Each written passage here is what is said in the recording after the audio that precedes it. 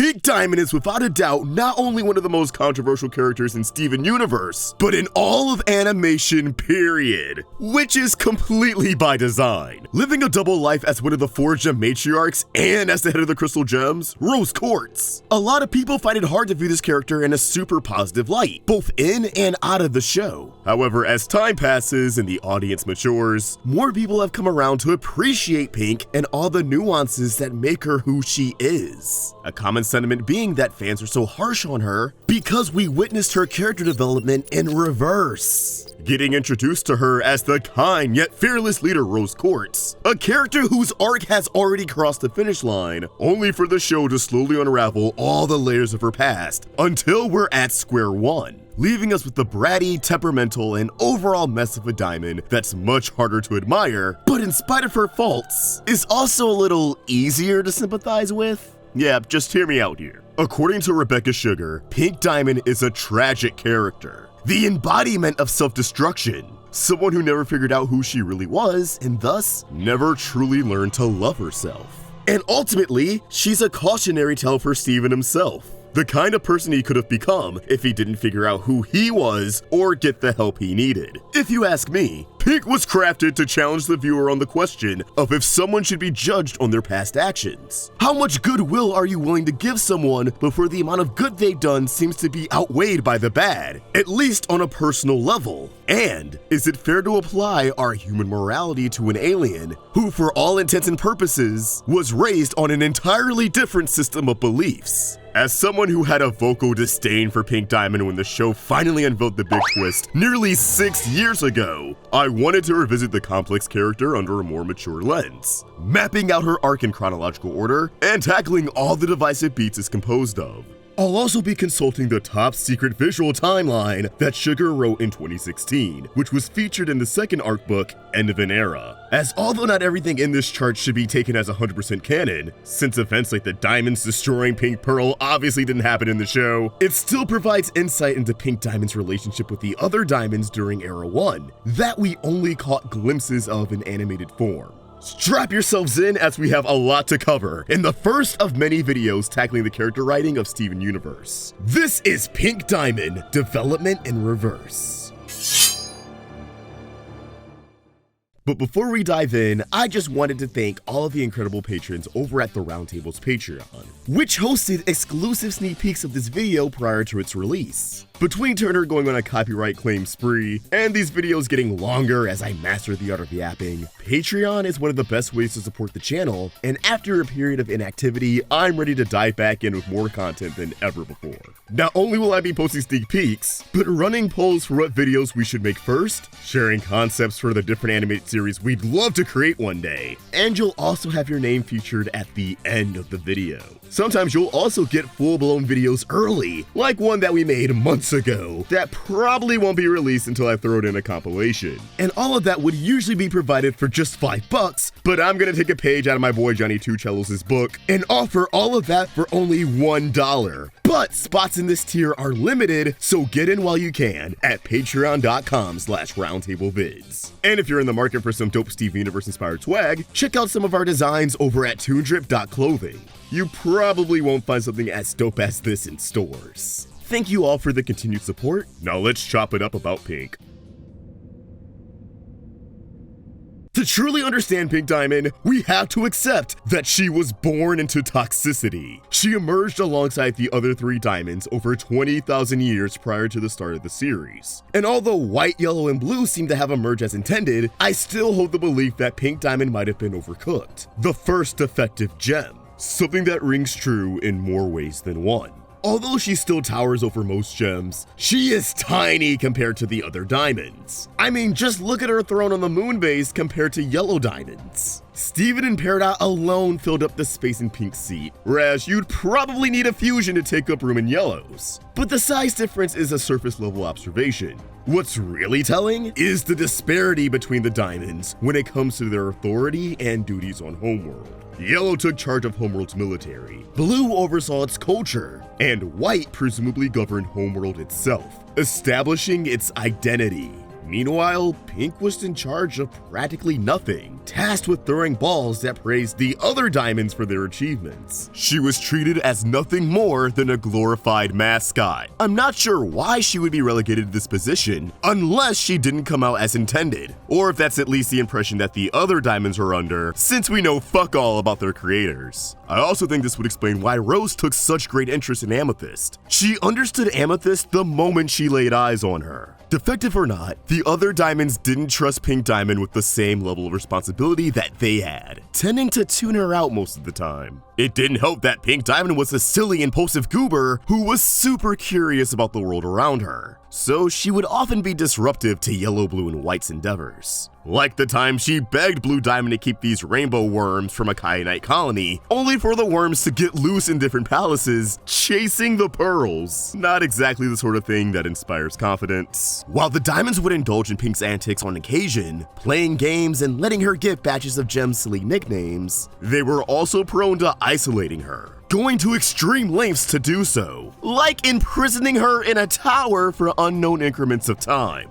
It could have been for days or even weeks, depriving her of any interaction with her fellow diamonds, her pearl, or any of the gems on Homeworld. They even threatened to take away her pearl, something that only drives home that they view Pink as lesser than them, because you would never hear White entertain the idea of taking away Yellow or Blue's pearls. But on top of that, it goes to show that they recognized Pink Diamond's sought-after companionship. Pink's inferiority complex, her lack of identity, and her job pretty much amounting to gassing up others caused her to deviate from the other diamonds in a pretty significant way. Whereas Gemkind carries a deep admiration for the diamonds and seeks after their validation, Pink Diamond turns the tables by having a deep admiration for all the gems surrounding her. I mean, the gems still blindly worship Pink, but they didn't have to bend over backwards for her approval. She found every gem to be unique and worthy of praise, because to her, at least they're doing something, while she wasn't allowed to do anything. Yet her admiration definitely crossed into worship territory, which didn't really click with the gems of Homeworld because they viewed her as a deity. They couldn't register that one of their gods felt as if they were superior. And I think this would be a great time to pull out a quote from Rebecca Sugar. One thing I find really interesting is that the way she idolized everyone around her was very sincere. She thought everyone around her was so much better than she was, so people would be drawn to her. Gems would be drawn to her. And I don't know if they would necessarily realize that she was worshiping them, which was compounding her own sadness at the feeling that she couldn't connect with them. It was a tragedy. While Pink celebrated each gem for their own attributes and unique personalities, it was hard for any of them to see her as someone beyond a diamond. Something that only piled onto Pink's identity crisis and infinite sadness, because she had no idea what being a diamond truly meant. White, Yellow, and Blue wouldn't allow her to understand what it meant, and eventually, she got tired of it. And while Pink bottled everything up and put on a smile when the diamonds were around, behind closed doors, she was absolutely miserable. She was desperate for attention and approval that she was never going to get, especially from White Diamond.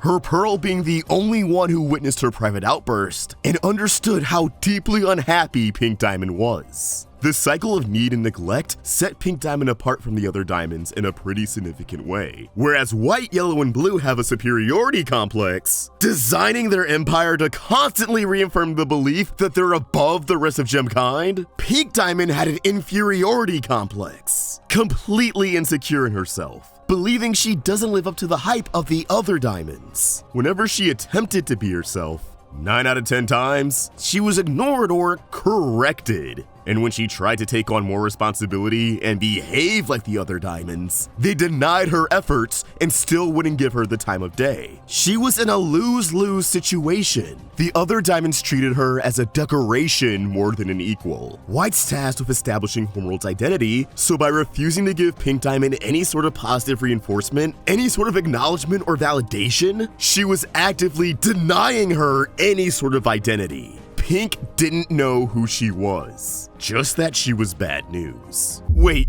hold on, it's the signal from Homeworld. They want to thank Manscaped for sponsoring today's video. Fellow Earthlings, did you know that one human male every hour, every day is diagnosed with testicular cancer? In fact, testicular cancer is the most common form of cancer amongst men ages 15 to 35.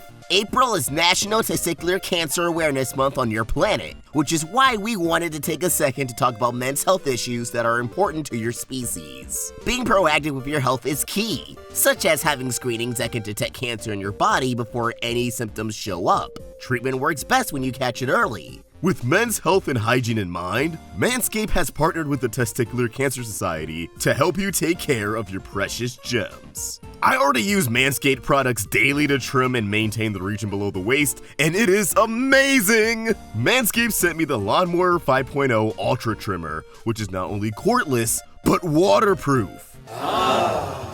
The trimmer features dual skin-safe blade heads, now accompanied with an updated trimmer blade and an interchangeable foil blade for enhanced performance. The new trimmer blade features longer, wider, and rounded teeth that cut through hair with ease. It's tough on human hair, yet incredibly gentle on the skin. No more sitting in front of the mirror for a half hour going through endless passes. It's all about getting it right on the first try.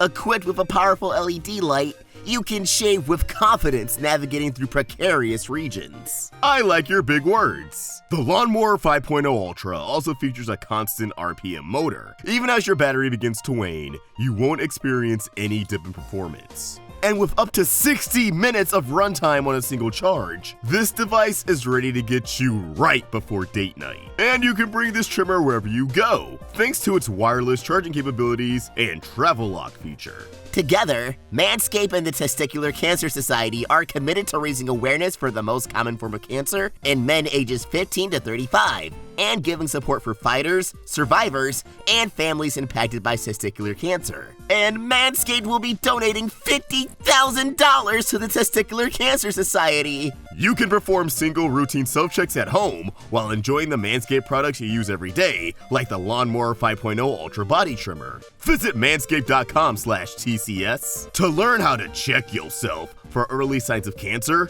or share their hilarious educational check yourself video to help save lives and balls. As always, you can use my promo code ROUNDTABLE for 20% off plus free shipping at manscaped.com. Join the Manscaped movement, and don't forget to take care of your pair. Something that was heavily implied in the Era 3 arc and fully spelled out in the end of an Era art book is that the Diamonds repressed Pink because her eccentric behavior was seen as a threat to homeworld status quo. They were afraid of her influence, especially White Diamond.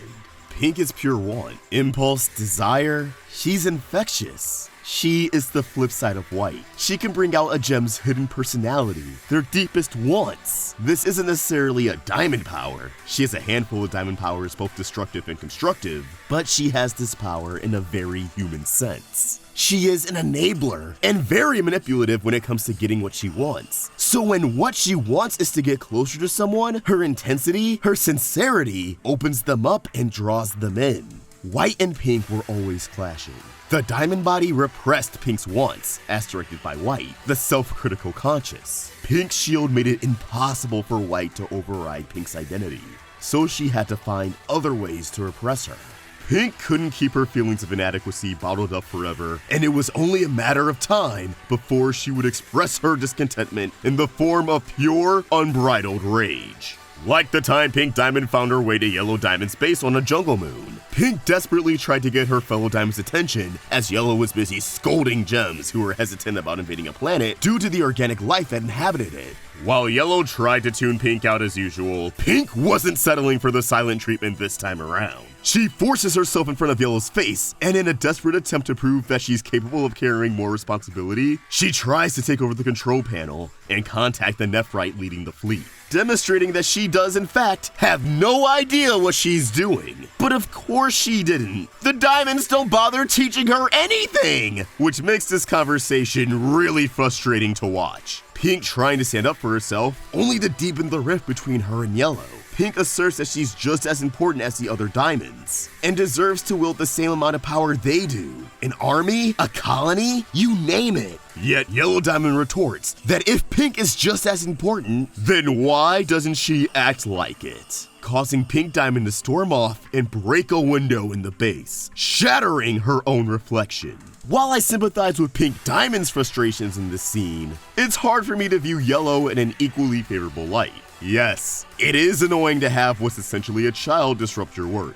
But Yellow's ignoring how Pink got to this point and her contributions to such. If Pink is the child in the situation, then the Diamonds are real shitty parents. Obviously, the beginning of Pink's story mirrors Steven's in a lot of ways. It's even called out in the show. But a major difference between the two is that the crystal gems provided Steven with an actual support system. They very much treated him like family. And on top of that, the gems actually gave Steven a chance to prove himself on multiple occasions. Missions that were later revealed to be tests, in the sense that they wanted to see if he was ready to be a crystal gem. Even though he fumbled those tests and had to prove himself in other ways, the gems still reaffirmed his worth and never gave up on him. Pink was caught in the exact opposite situation. She was never given a chance to prove her worth, that she was ready to handle more, and the Diamonds never gave her any reassurance, chastising her a majority of the time. They constantly stunt her growth, yet condemn her for being immature. Pink just wants to be recognized as a Diamond and be on equal footing with her fellow matriarchs, while the other Diamonds just want her to pipe down and play the small role they allotted to her, something she would soon get a grasp of, if only to deceive them. Between Pink walking away from Yellow before punching the window and already being ignored by her fellow leaders, it's inferred that Pink did her best to hide her outbursts from the other Diamonds. But one day she would snap and go too far.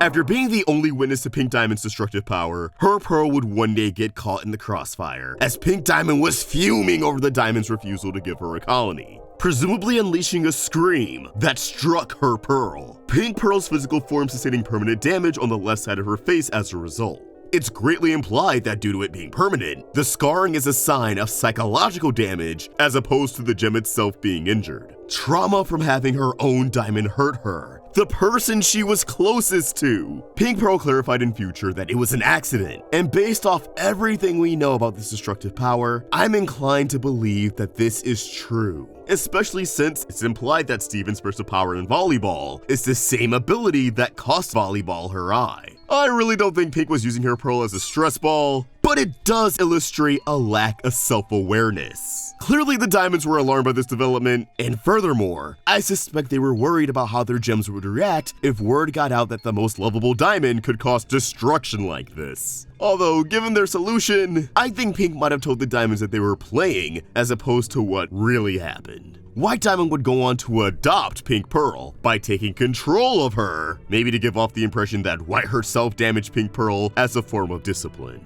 And White would then provide Pink Diamond with our Pearl, a more sensible Pearl according to the visual timeline. And Spinel would be created to serve as a playmate in a confined area. I think the idea was that by separating work and leisure into two separate gems, Pink Diamond would be focused on her duties as a diamond while having her own source of entertainment in a location removed from the rest of Homeworld, so she wouldn't disrupt the Diamonds or create a scene around the Homeworld gems. Basically knocking out two birds of one stone. Not to mention, palling around with your pearl probably wasn't a good look for a diamond. But unfortunately for White, Yellow, and Blue, this wouldn't go down the way they wanted, as Pink Diamond would struggle to connect with these two for completely opposite reasons. And when she did finally make a connection with one of them, it changed everything. Alright, before we dive into this next bit, I gotta make it clear that a huge part of Pink Diamond's character is that she doesn't know how much she means to people, and I think no one represents this fact better than Spinel. And make no mistake, that's not an excuse for what Pink did, it's just an explanation. It's okay to have those. To pull another sugar quote from End of an Era, White is so sure she's right that she's actually profoundly wrong. Yellow is so sure that she is strong that she's actually profoundly weak. Blue Diamond is so sure that she's sensitive that she's actually profoundly insensitive. And Pink Diamond is so sure that she's powerless, but she's actually profoundly powerful. So much so that she devastates people's lives without understanding it because she thinks she has no real power or sway. With this in mind, why did Pink Diamond struggle to connect with Spinel? Sure, Pink probably wasn't thrilled to get a taste of her own medicine, having a little pink lady follow her around everywhere, constantly wanting to play and trying to grab her attention. And I've said years ago that Pink had trouble accepting Spinel's presence because she was a blatant replacement for her only real friend. So the relationship felt very insincere. But I also think something else was going on. that Spinel unintentionally made Pink feel horrible about herself. We establish Pink is insecure and feels that she lacks an identity. She enjoys celebrating other gems way more than having gems celebrate her. Yet Spinel was made for Pink's companionship in particular. She's all about Pink.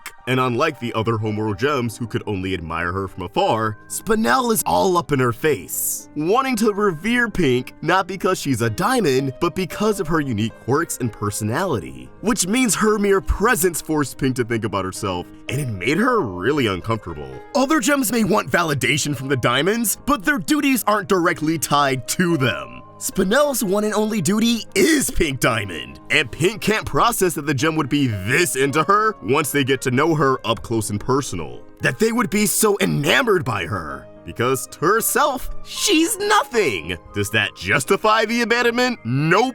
But it makes sense as to why there was friction here. Pink probably tolerated Spinel for as long as she did because according to the visual timeline, this was around the time she was keeping secrets and trying to change how the diamonds perceived her. And eventually, it worked! The diamonds awarded her growth with a colony. Or at least, that's the case on a surface level. In reality, White Diamond had little faith that Pink had really changed and provided her with a colony only to prove that it's destined to fail. God, what a bitch! Nevertheless, once Pink got her colony and had an excuse to be away from Homeworld and the garden, she ditched Spinel. Now here's the thing, a lot of people think that this little game of hide and seek was Pink's way of commanding Spinel to stay here, and that she knew Spinel would stay in place for thousands of years. Because if a diamond commands something, that gem has to obey orders. Like, it's literally in their programming. However, that's only the case for Pearl. Let's whip out a quote from storyboarder turned director Joe Johnston, circa 2018. Because our Pearl was made for Pink Diamond, she must follow her orders. Rose did not have this power or control over anyone else, and it's only because Pearl was made for her that Pink/Rose had this power over her. Pink is a diamond. She could order around lots of gems, but they follow because of hierarchy, not because the diamonds are mind controlling them. Is this making sense? I'm trying to clear this up for everybody, but people still seem confused. Now you could argue because Spinel was also made for Pink Diamond that she's under similar conditions, but Joe answered this once the movie was long underway, so he had to have had Spinel in mind when writing this answer. And he would have at least alluded to her if this was the case. The crew was foreshadowing for years. And B, pearls are servants. It makes sense they have to obey their diamond's orders. Spinel was a jester. Her duty was to entertain, which in itself may require some improvisation, aka she wouldn't be forced to obey orders. But we're getting into semantics. I just no longer subscribe to the idea that Pink's intent was to leave this gem rotting in place. Pink ditched Spinel because just like with everyone else, she didn't know what she meant to Spinel. She thought Spinel would eventually get bored and leave, not bothering to even search for Pink. Of course she was wrong, and Spinel would stay in place for thousands of years, until Steven indirectly hit her with the double whammy of, ding dong, the bitch is dead, and she made tons of friends who weren't you, loser. Poor Spinel. I feel so bad for her. On the other end of this struggling to connect spectrum is of course Pearl, who couldn't connect with Pink Diamond because she was too intimidated by her to even strike conversation, remaining at an arm's length and barely even making eye contact with her. Whether if it was the fear of winding up like Peak Pearl, being under enormous expectations from the diamonds, or just being way too shy to make conversation, Pearl was keeping this relationship strictly professional. This dynamic would continue into Pink getting her first and only colony, the Earth, which is a planet a lot of Homeworld gems look down upon throughout the series. While a lot of that has to do with Homeworld's grudge towards the crystal gems, a part of me wonders if White assigned the Earth to Pink in particular because in her eyes, it was a nothing planet.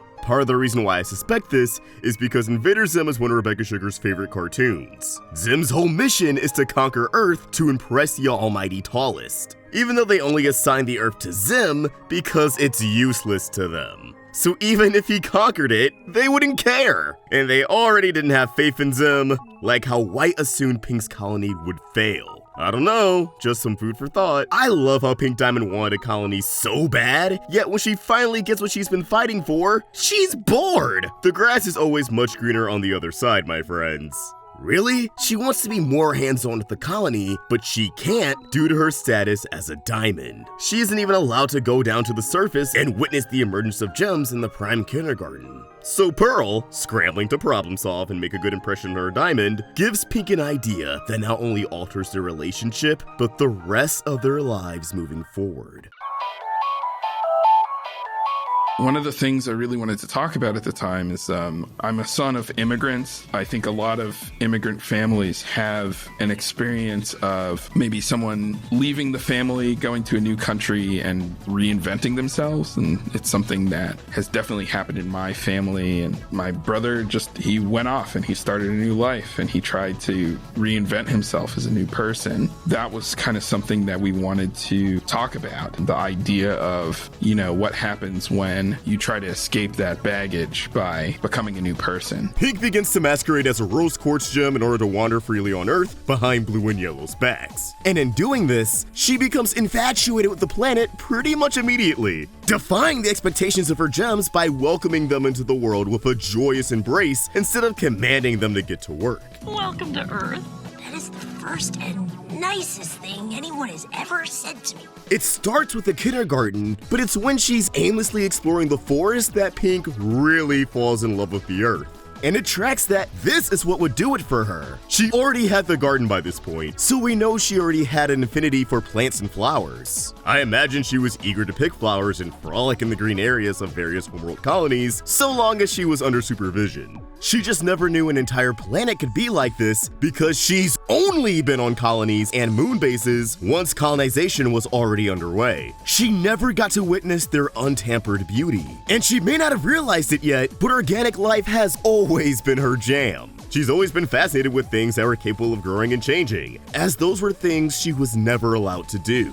At least until the Rose Quartz persona came into the picture. Getting a chance to actually be on Earth enabled Pink to not only discover different forms of life, but also discover herself for the very first time. She was finally allowed to exist and make her own decisions. She got to do what she liked and not what the diamonds expected of her, even if only for a little while. However, she's immediately brought back to reality when she encounters a human family gathering their own resources. She realizes that sentient beings native to the planet rely on the same resources that Homeworld needs to complete colonization, and that by turning Earth into a colony, not only is she getting rid of the nature she adores, she's making it inhospitable for human beings. She puts it perfectly. We're taking life and leaving nothing behind. The guilt from this devastating realization is something that would plague Rose and Pearl for pretty much the rest of their lives. Pearl and Rose, everything they've done is because of this immense guilt. She was ready to put an end to this cruelty, but as we all know, that is easier said than done when you're the littlest diamond. There's a lot of disturbing aspects to Homeworld's attempted colonization of Earth, but the zoo definitely takes the cake for many. According to Pearl, Pink Diamond expressed concern towards organic life on Earth, as humans weren't like anything else they've encountered. She wanted to ensure their continued existence and was hoping that this plea would convince the other diamonds to call off the invasion. Instead, Yellow and Blue compromised and created the zoo, throwing random humans in captivity as a means of preservation. And as Pearl says in the episode Adventures in Light Distortion, they had no way of reaching the humans after the war. Something that fans have contested, as Pink's ship lied dormant on Earth for thousands of years. But let's be real here. If she activated the ship to try and rescue the humans, the diamonds would have been alerted that the ship was active. How do you think Yellow knew that Blue went back to the zoo and that will be all? It would have tipped them off that Pink was alive, or at least that someone was operating her ship, but I'm pretty sure only diamonds can activate their own vessels. That being said, Pink Diamond did aid the Zoomans to the best of her ability before staging her Shattering. The series makes it clear that Pink's healing power was exclusive to her. It's her constructive diamond power, similar to Yellow's ability to fix a gem's physical form and Blue's ability to uplift others. That's why the Rebel Rose Quartz stood out to Homeworld. She had the ability to heal gems unlike the other Rose Quartzes. With that in mind, J10 mentions a rumor that long ago, after a Zooman was injured, a pink gem entered the facility and tended to their wounds. There's literally no one else this could have been but Pink, assuming the form of Rose Quartz, to blend in and keep an eye on the humans, ensuring they weren't being harmed or mistreated. Pink felt horrible about the predicament she'd landed these Zoomans in. and tried to absolve herself of said guilt by being as hands-on as she possibly could be without getting into trouble. What happened to these people is beyond tragic, but Pink didn't just ignore them, and the blame definitely falls on Blue and Yellow. Once it became clear that the Diamonds weren't going to leave Earth alone at Pink's request, that her status and influence meant nothing to them, she decided that Rose Quartz would start getting into some shit, causing a scene at the kindergarten where she attempted to empower the freshly emerged Quartz soldiers into defecting from Homeworld and defending the Earth. And before she knew it, she had a rebel faction opposing the Great Diamond Authority, dubbed the Crystal Gems, because I guess Homeworld classified the galaxy Earth was in as the Crystal System. At first, Rose just wanted to scare off Homeworld. She nor her Crystal Gems were actually fighting for themselves. But that all changed when Ruby and Sapphire fused and brought Garnet into this world. Seeing cross-gem fusion blew Rose's mind. She wanted to know everything there was to know about Garnet. And more importantly, in this context, Garnet made her realize that she truly wasn't alone. She identified with her struggles and complicated feelings. Why am I so sure that I'd rather be this than everything I was supposed to be? Rose realized that this planet truly brings out the best in gems, allowing them to break away from the status quo and embrace their deepest desires. The Crystal Gems were no longer fighting solely for Earth. They were fighting for their own independence. Yet, there's still an underlying tragedy of Rose Quartz and the Crystal Gems. Despite carving out her own identity, Rose still lacked self-worth. She ensured the Crystal Gems had this horrific view about Pink Diamond, painting herself out to be cruel and riddled with malicious intent, fabricating lies about herself that was probably a reflection of how she really felt. She turned her self-loathing into war propaganda. That's messed up, man! She kind of fell into a trap, and in many ways, she was back where she started. To the Crystal Gems, Rose was their savior, the gem who took a stand and liberated others so that they could live their truth. She was revering gems who have a blind obedience to her, who can't fathom that their leader sees herself as beneath them, just like when she was Pink Diamond. The gems may not have realized it, but they had a very complicated dynamic with their leader, especially Pearl. Alright, the messiest romance in Steven Universe. Let's go! Rose and Pearl's relationship is a huge point of contention amongst fans, but this is really where I think a lot of us, myself included, are projecting human morality and customs onto aliens who are discovering and sorting through all of these feelings for the very first time. That said, I don't think Pearl was necessarily being strung along by Rose. I think a lot of people have the understanding that Pearl was head over heels for Rose, while Rose just kinda tiptoed around defining the relationship, and that Pearl was basically the side chick. But the Crewniverse reiterated multiple times throughout the show's run that this interpretation is wrong. I believe it's indisputable that Rose did love Pearl. Both of them just didn't fully comprehend the concept of a romantic relationship, or monogamy. So yeah, Rose was messing around with humans throughout the thousands of years she resided on Earth, and Pearl was never really worried because humans live significantly shorter lives compared to nigh-immortal gems. And she knew that what she had with Rose was special, and it truly was. In Pearl's eyes, these were just short little flings that were a part of Rose's fun on Earth. It wasn't until Greg came into the picture that she felt challenged for the very first time. Again, Rose does not know how much she means to the people around her, so she didn't know that eventual relationship would cause Pearl to be in so much turmoil. Pearl failed to communicate those feelings. With that in mind, I do want to unpack that while both sides of Rose adored Pearl, Pearl was only in love with Rose and not Pink Diamond, which is a very important distinction. Pearl is Alfred if Alfred were in love with Batman, but not Bruce Wayne. That's an important distinction. That is an important distinction. She loves Batman. She loves Batman. Pearl is falling in love. Pink, as Rose, is intoxicating. She's free somehow. They both are when they are on Earth. Pearl loved Rose because she made her feel like she was everything. Because to Rose, she was! Rose viewed her as a superior. Pearl enabled Rose to do so many things that they wouldn't have done otherwise. Together, they were able to live out their greatest fantasy. Rose says, my Pearl to Pearl. No one calls their Pearl my Pearl. People only say that they're superiors. So there's actually a lot more going on in that scene. Still, the love they had for each other was just as toxic as it was empowering. In spite of praising each other, both of them still struggled with self-worth, and that was only amplified by their relationship. Pearl continuously put her life on the line to protect Rose on the battlefield, and Rose struggled to get Pearl to claim true independence. Pearl refused to leave her side, and she couldn't comprehend the intent behind Rose's praise. They were incapable of escaping the roles they were made for. Pearl and Rose's relationship honestly deserves its own video, but for now, let's put a pin in this and talk about the bubbling of bismuth. To me, this is by far the worst thing Rose did in this series. Rose constantly made out Pink Diamond to be this big bad villain who ruins everything she comes into contact with. Yet she's surprised that Bismuth, the blacksmith who makes weapons, created something that could shatter the diamonds? You are the one who radicalized her! Think, Rose! I kinda think that the Bismuth debacle highlights Pink's conflicted feelings towards not just herself, but the other diamonds. Yeah, she obviously doesn't want Bismuth to shatter her, but she also doesn't necessarily want to kill Yellow, Blue, or even White due to their family-esque connection. She just wants everyone to leave each other alone.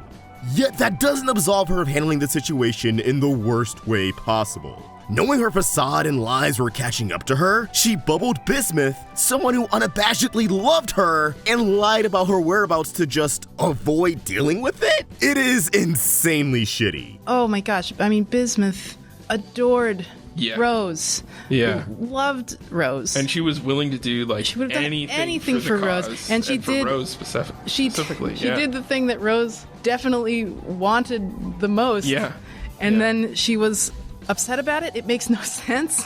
Yeah. Like, Bismuth doesn't get, not only does Bismuth not get to understand why, none of her friends do either. Exactly. And the whole thing is just swept under the rug. I mean, this is really... Yeah. It's one thing to be like, oh, Jasper hates Rose Quartz, we fought in the war. Mm-hmm. This is someone who idolized Rose. Yeah. And then was totally, can I say screwed over? Yes. Yes. Yeah. Yeah. And then sort of... You know what the worst thing about it is? That she still talks about how great she is. I know, and she still talks about how great she is. Rose, yeah. It's really tragic. She still made that difference in Bismuth's life. I really don't believe there was a good excuse for hiding Bismuth's fate from her friends. In fact, I feel like Pearl would have backed up Rose and provided some sound reasoning on why shattering the diamonds would have just perpetuated the cycle of violence. Bubbling Bismuth was absolutely Rose giving in to the worst parts of herself. The parts that reminded her of the other diamonds. The parts that she tried to leave behind on Homeworld. Stripping a gem of their freedom because they became an inconvenience to her, practically erasing them from existence. Which begs the question, what happens when the two sides of her life become an inconvenience to each other? What happens when Pink Diamond gets in the way of Rose Quartz? After Blue and Yellow made it clear that the Crystal Gem Rebellion wasn't enough to deter Homeworld from Earth, and that as long as Pink existed, the colony will be completed, the littlest Diamond only had one more stunt up her sleeve, removing herself from the equation entirely, staging her Shattering with the aid of Pearl to make it seem like Pink Diamond was slain by Rose Quartz. In the process, she made Pearl vow to never tell anyone about what transpired. No one can know that Rose Quartz is actually Pink Diamond. Everything about this is really the epitome of what we've talked about today. Rose was short-sighted, impulsive, and selfish. Not because she thought highly of herself, but because after everything she's been through, she still lacked self-worth. She never, for a single second, considered how her actions would impact others because she thought she meant very little to those around her. That she never stopped being that glorified mascot on Homeworld. She was so desperate for Homeworld to fuck off and leave the planet that she never stopped to consider what would happen afterwards. She wasn't thinking about the impact that keeping the truth about her identity secret would have on the gems if they somehow ever found out. How it would feel to learn that their cause was spawned by a massive lie. She didn't think about the toll it would have on Pearl, because why would she be thinking about that when she could be thinking about all the fun they would have after the war is over? She didn't think that Garnet would never ask questions because she told her to. She doesn't think she's shit. She never thought that Garnet would feel betrayed because the only thing she could think about was how happy Garnet would be to just exist. And that in itself is a great example of how selfish Pink can be even when her intentions are good. She just assumed that the good outweighed the bad. She denied the gems the right to ever know what really happened with her because she believed that they just wanted to live in bliss. And again, she made herself out to be the worst person on Earth. So it makes sense she never planned on breaking the news to the gems. She didn't think the diamonds would care about what happened to her, that they would be distraught over her apparent death, nor would they be so angry in their grief that they would retaliate with the corruption blast. She thought she was just an inconvenience to them, and the only way she knows how to deal with inconveniences is to pretend they're not there. Because that's what they taught her. She was so laser focused on living in the moment and leaving the past behind that consequences were a foreign concept to her. And sure enough, consequences gave her a good smack in the head. In the aftermath of the corruption attack and the gem war as a whole, Rose and Pearl were racked with immense guilt, knowing that although the diamonds finally left the planet alone, thousands of gems from both sides of the war now wander this planet in an unrecognizable state, ensnared by trauma, lost, confused, and angry. These cryptid gems exist in a state of total agony. Rose attempted to heal various cryptid gems on multiple occasions, but without the other 3 diamonds, it was a hopeless endeavor. So she fell back on old habits. Capture and bubble all the cryptid gems, and keep them locked away in the temple. Out of sight, out of mind. But at least this way, the cryptid gems no longer have to suffer. And you know, at least they kept them frozen in time instead of trying to tame them like Jasper, or keep them as a pet like Steven in Monster Buddies. That being said, keeping Lapis in the mirror was pretty messed up. It seems like Rose kinda stagnated for a few thousand years post-Gem War, spending most of her days traversing the Earth, sightseeing, mingling with humans, and protecting them from the cryptid gems they were hunting. However, I do want to highlight her relationship with everyone's favorite superpowered feline, Lion. As we know, Rose had a pack of lions that accompanied her in the desert. Evidently, Rose would often revisit her ship and use the area around it to store various artifacts and treasures. Bismuth's gem was probably kept here until Rose moved her to Lion's Mane. Judging by how Steven resurrected Lars, the lion we know and love must have been the only one in the pack to have died of unnatural causes, and Rose saved him, bringing him back to life, which I think showcases Rose's attachment to the planet and how she can be selfish in a selfless way. She believes all life is worth protecting, and although she had like 5 other lions under her wing, she still refused to let go of this one, especially when he was about to pass before his time. She gave him another shot at life, one that never really ends. Yet, I think this reveals how Rose really can't comprehend death, as it's something that breaks this fantasy she cultivated for herself. She wanted to exist in this paradise with her friends for, well, ever, without a single hint of change. And while the second chance at life was sweet, and I'm not trying to spin it in a negative light, she did kinda drag Lion into that forever fantasy against his will. Like, don't get me wrong, bro is big chillin'. I'm not saying that he craves the sweet release of death. Just that Rose, who was slowly starting to crave the human experience, didn't want to accept that letting go is a part of that experience. That there's beauty in death, and that having a finite amount of time on this planet makes it all the more special.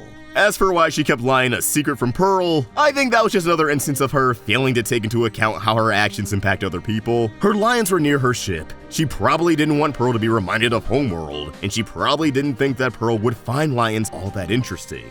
And she probably went to her ship to just reflect and be on her own. She found solitude here, but yet it still must have made her really sad, having this piece of Homeworld remain on Earth, reminding her that she could never truly escape her roots. I wouldn't even say she was purposely trying to keep Lion a secret. I think she was just caught up in her own head and her own world. At the end of Rose's journey through character development is, of course, Greg Universe. Rose and Greg is another relationship that could honestly have a video all on its own, so I'll try to keep focus purely on how this relationship affected Pink.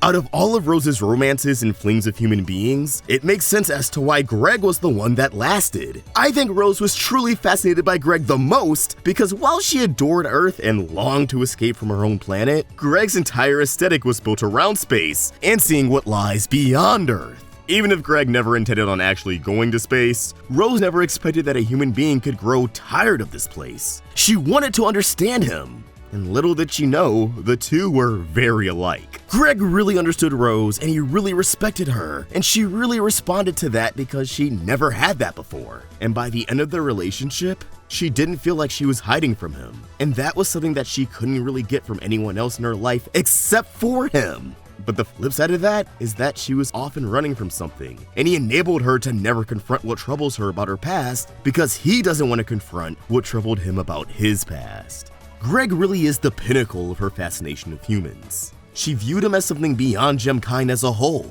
Humans had the ability to change, sincerely change. Meanwhile, Rose felt like she never really changed at all. I mean shit, she tells Greg that she's not a person. Despite having so much time to find herself and do whatever she liked, she still felt like she lacked an identity, that she was nowhere as impressive as a human being. She wanted nothing more to experience authentic change, and to give that experience to someone else. She wasn't thinking about the diamonds coming back to exact their revenge. She wasn't thinking about how her absence would impact the gems. How Pearl would be distraught that the person she pledged her allegiance to no longer existed. How Garnet would be lost without her guiding light, future vision or not. How Amethyst would be confused that the gem who taught her to embrace the body she was given would surrender her own physical form. She wasn't focused on the gems. She wasn't focused on her unfinished business. She was only focused on becoming a part of something greater than herself. So her and Greg decided to have a kid. One that would inherit her gem, truly erasing her from existence. And well, the rest is history. Pink Diamond is a complicated character. Her actions and lack of self-awareness have hurt the people she loves. But she was never malicious in her intent. She just wanted to be seen because she never learned how to love herself. She was never secure in her identity. And although she thought everything would be fine once Steven was brought into the world, it took years for everyone around her to heal from losing her and fill in the void she left. I don't think Pink Diamond is a monster. I think she's just as flawed as, well, everyone in Steven Universe. It's just harder for the audience to forgive what she's done when she's no longer around and unable to explain herself. And like Steven, that lack of closure makes a lot of us angry. It warps a lot of her morally gray actions into something more sinister. She's a cautionary tale, stressing the importance of loving yourself and being conscious of your actions. That for every positive effect your actions have, there's always the chance that if you go about it the wrong way, there will be negative effects as well. I won't tell you how to feel about Pink Diamond. I know this video won't change everyone's minds. I wasn't trying to, especially because she's a very personal character. Opinions on her are undoubtedly going to be influenced by real-life experiences that vary from viewer to viewer. She was kind of designed to remind people about not only the greatest inspiration in their lives, but their greatest heartbreak. But I gotta admit, I think I was personally too harsh on her in the past. Maybe she wasn't the greatest person, still leagues ahead of the other diamonds, but she is without a doubt a well-written character. And as someone who aspires to create great stories, to touch the hearts of many like how Steven Universe has, I kinda consider my past interpretation of her to be a failure. But hey, that's just me. Drop your thoughts on Pink in the comments down below, and let me know which character you want me to psychoanalyze next. Shout out to this doc, The Tale of Rose Quartz, which was instrumental when it came to researching this video. And if you enjoyed it, throw it a like, and subscribe to the Roundtable for more great cartoon content. Thank you for watching, and I hope you have an amazing day. Ostrich Fox, signing out.